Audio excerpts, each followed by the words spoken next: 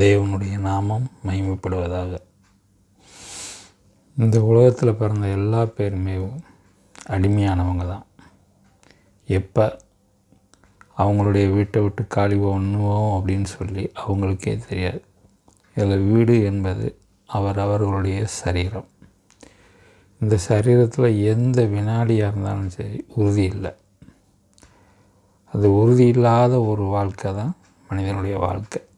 இதை உறுதிப்படுத்தணும்.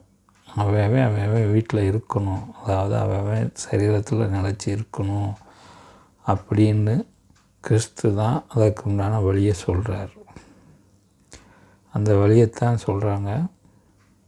யோவான் 8:34 36 வரைக்கும் இருக்குது.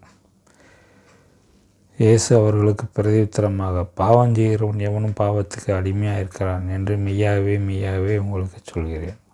அடிமையானவன் என்றைக்கும் வீட்டிலே நிலைத்திரான், குமாரன் என்றைக்கும் நிலைத்திருக்கிறார். ஆகையால் குமாரன் உங்களை விடுதலையாக்கினால் மெய்யாகவே விடுதலையாவீர்கள்.